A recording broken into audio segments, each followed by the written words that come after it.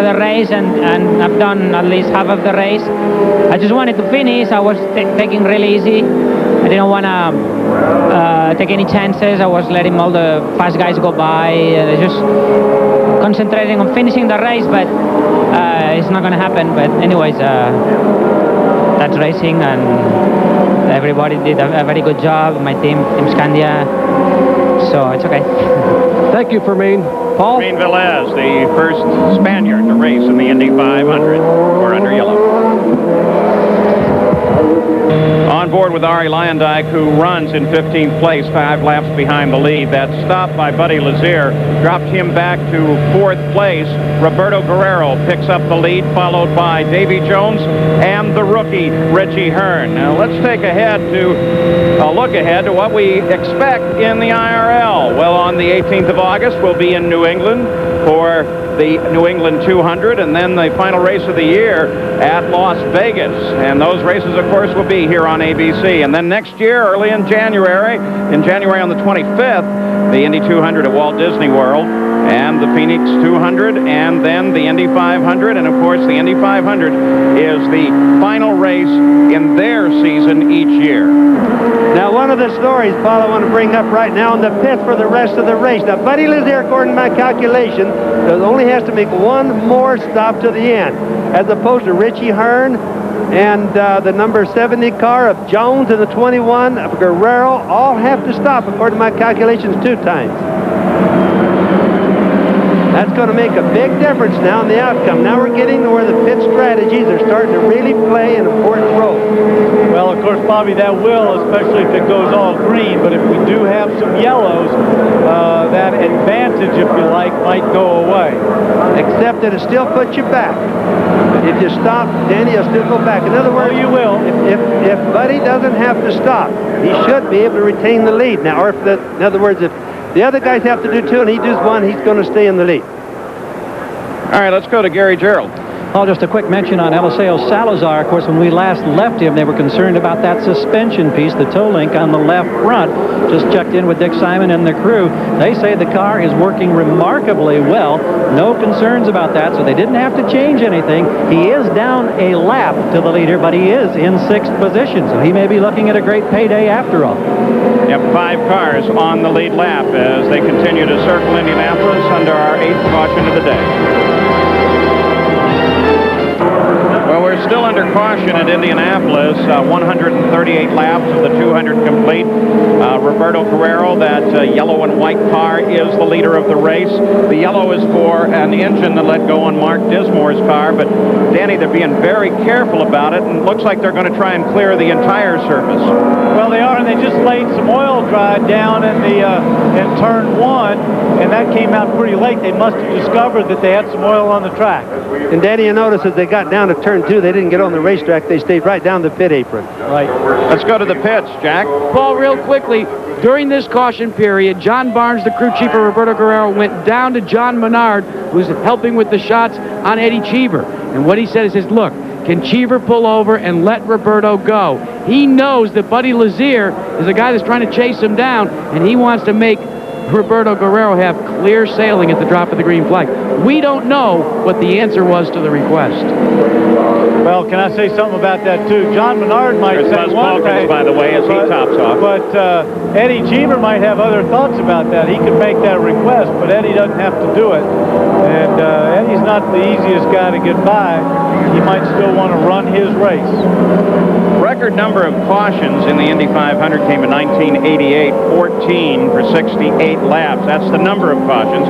We're, of course, at the 8th caution. Number of laps, 1992, there were 85 laps worth of caution period. And again, we hope to go green at the conclusion of this lap. And the order will be Guerrero and Jones, and they're right together on the course. And in 3rd place, Lazier is back a few cars. Zampedri has the same problem, and so does Richie Hearn.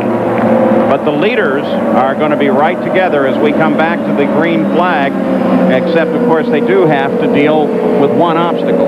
Well, that's Eddie, and, of course, if Roberto gets by him, then does he also let Buddy by as well? And that's something he has to have that knowledge to know what to do. Buddy's got a lot of traffic. He said back in 11th place as they come down for the green. We're green again on the 139th lap. And the two cars right behind the green car of Eddie Cheever are the key to the race. It's first and second, Guerrero and Davi Jones. Cleanly through turn one, and I don't think Cheever is caring a whole lot about who's behind him. He's really blazing out through turn two, and Eddie is absolutely pulling away from him, Paul. Well, don't forget, he had run some laps previous to this, 227. We'd actually Jones tries to make a move to the outside, and he looks like he touches with Guerrero.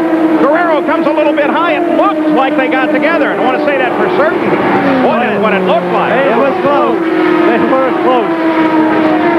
Boy, that's a hard place to pass at any rate. I'm still keeping an eye on both cars. I don't see anything obvious. Their handling seems the same. Their turn into turn one was sharp, so let's assume they're both okay, and let's assume for the moment that they didn't touch. You can tell they both know that it's getting near the end of the race, because now these guys are really working it hard. But I think what happened there, too, is Davey looked like he had a run off of turn two at him, and Roberto was down the middle. He thought, well, maybe I can sneak around the outside. I don't know if they'd have gone through that turn wide open like that, though, Danny. I sure don't either, Bobby.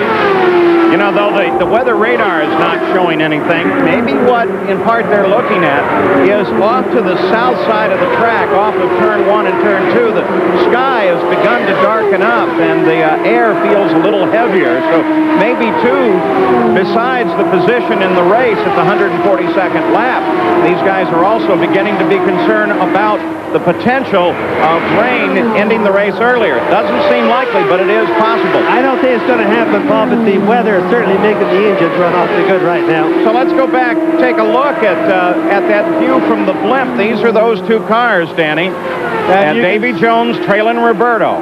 But Roberto's on the inside. Davey thinks, I got a draft, moves up, and boy, it was close. They didn't touch. They didn't touch. No, they did not touch. I'll bet Davey said, wow, we on the outside is not the place to be for that.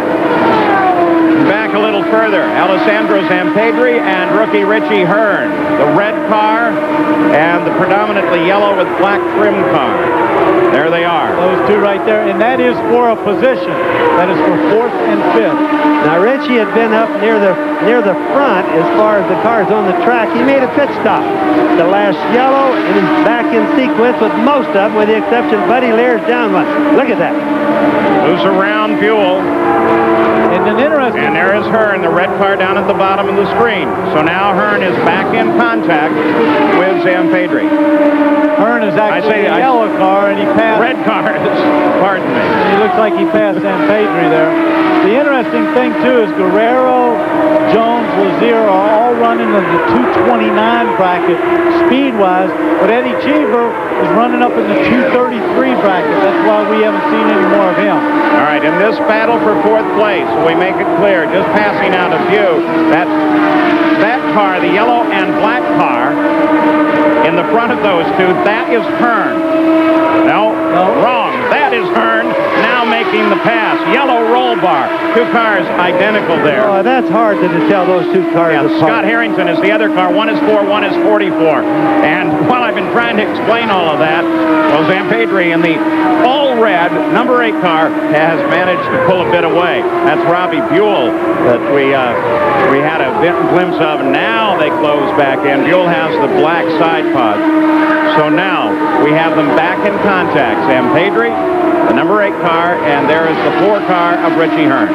Now, just to stay a little bit more in contact with everything how it's going, you've got, of course, Guerrero leading it, Davi Jones the second, Buddy Lazier, who's back 9 seconds right now. But remember, keep in mind, Buddy only has to make one more stop.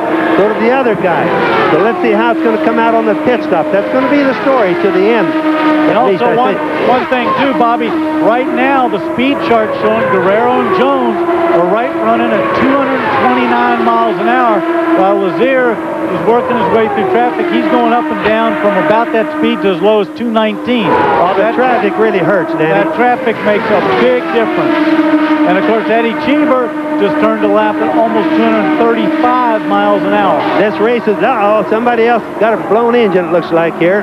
Yep, that's Jim Guthrie, another one of the rookies in the race, and he has some fluid coming out of the right front as well. Now, the right rear is on fire down there. Yeah, That's absolutely. problems in the right rear. So Jim Guthrie